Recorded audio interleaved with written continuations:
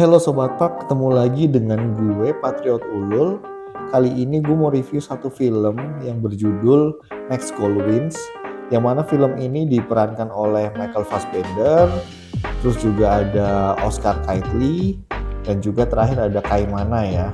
Dan di sini disutradarai oleh Taika Waititi, yang mana kita tahu film terakhirnya Taika Waititi adalah Thor: Love and Thunder, yang ya menurut gue agak kurang sih, tapi mungkin lu punya badan gedenya ya.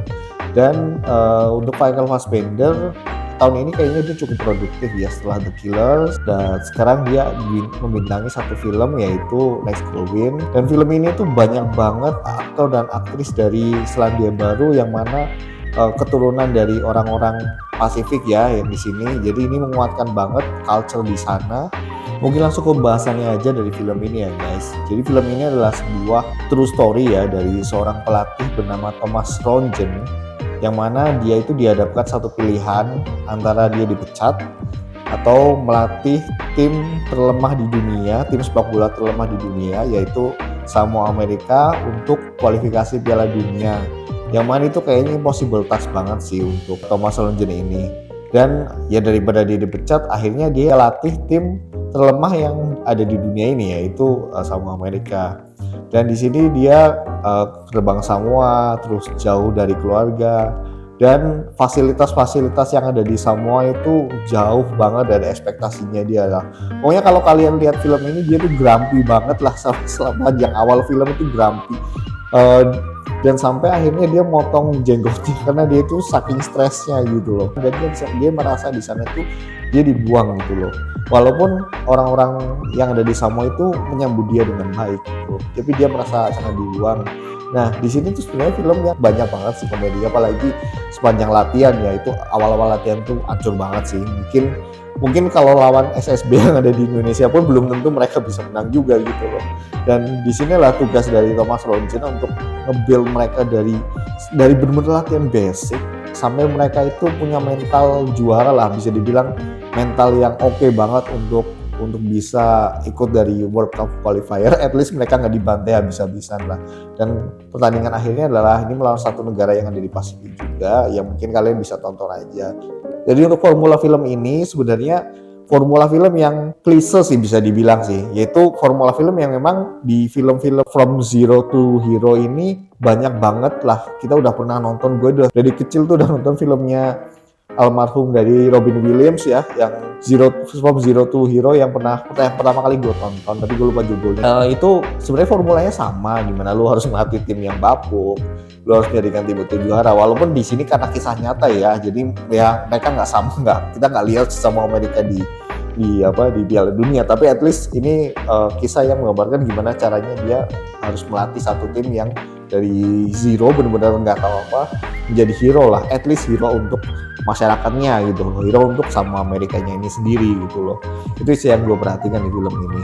Beberapa hal ya yang menarik yang gue perhatiin di film ini sebenarnya adalah dari konflik pertama ya. Konflik pertama ketika Thomas Rongen ini harus melatih tim Samoa ini, dan dia pertama kali ketemu satu pemain yang bisa dibilang transgender lah. Dan di sini kalau di culture-nya Samoa namanya lah Fa'afine. Correct me if wrong ya. Yang ini yang gue perhatikan namanya Fa'afine, yaitu seorang laki yang berpenampilan atau bersolek seperti perempuan, itu namanya Fa'afine. Dan di sini dia jadi pemain bola di sini. Namanya Jaya Sailua gitu loh. Dan Jaya Sailua ini walaupun dia itu bisa dibilang feminim, tapi dia punya leadership yang baik. Dan ini adalah sisi yang menarik di mana Thomas Rongen ini harus membangun hubungan dengan Jaya Sailua ini dan menjadikan dia itu kapten tim gitu loh, karena dia melihat potensi dari Jaya Sailua ini cocok untuk jadi seorang kapten gitu ketika dia berlatih bersama ya. Walaupun konfliknya dari awal asing aja ketika lu melihat lelaki yang bersolek seperti wanita tapi ikut latihan sepak bola gitu loh, dan dia jadi pemain bola juga di situ.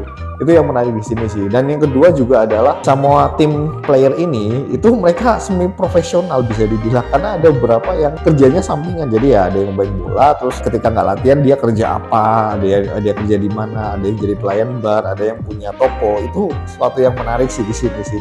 Mungkin bisa kalau di Eropa kalau nggak salah di Liechtenstein namanya ya, yang pemainnya tuh ada yang akuntan, ada yang bankir, dia seperti itu sih. Budaya dari Samoa itu sendiri ya, budaya Pasifiknya itu masih kental. Kalau kalian pernah nonton All Blacks main, yaitu tim nasional rugby-nya New Zealand, itu mereka selalu nari. Kalau kalian lihat, nama tarian adalah haka, di mana tarian haka ini ternyata juga di Pasifik juga semuanya hampir ada gitu loh, dan di Samoa juga ada haka. Dan di haka ini, yang itu salah satu hal yang menarik di sini lah, culture hakanya itu kelihatan banget ketika mereka mau main.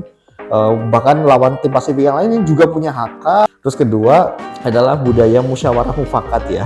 Jadi ketika ada perselisihan di dalam tim itu, mereka itu berkumpul terus memusyawarahkan hal ini.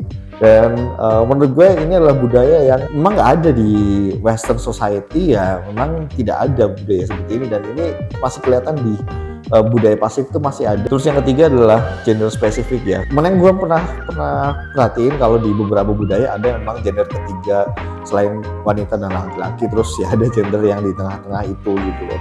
Dan di sini tuh ada budaya Pasifik yaitu mengakui adanya gender ketiga ini, yaitu Fa'afine ini, dan mereka mendapatkan hak yang sama gitu loh, hak yang sama untuk bermain sepak bola gitu loh. Sesuatu yang mungkin kalau gue perhatikan tuh lagi isu yang panas ya di hampir semua belahan dunia, yaitu trans ini boleh main di sepak bola, boleh main di cabang olahraga yang gendernya berbeda dengan gender asli mereka atau enggak gitu loh. Tapi walaupun di sini ya dia tetap cowok ya, dia cowok walaupun berpenampilan kayak cewek, tapi ya dia cowok dan dia main di kejuaraan cowok. Tapi gue nggak mau ngejudge sih. Tapi di sini yang gue perhatiin adalah isu yang lagi dikembangkan oleh Taika Waititi di film ini. Isu yang sama Taika itu diolah untuk jadi salah satu elemen yang menarik di film ini sih menurut gue. Dan yang terakhir adalah sebenarnya elemen spiritualitas dari Thomas Rongen itu sendiri ya. Mungkin ini klise, mungkin ini maaf kalau gue terkesan menggurui, tapi yang gue perhatikan adalah Thomas Rongen ini kan dari awal kan emang grumpy banget, dia nggak terima, kayak dia merasa dibuang, walaupun masyarakat yang ada di situ tuh menerima dia.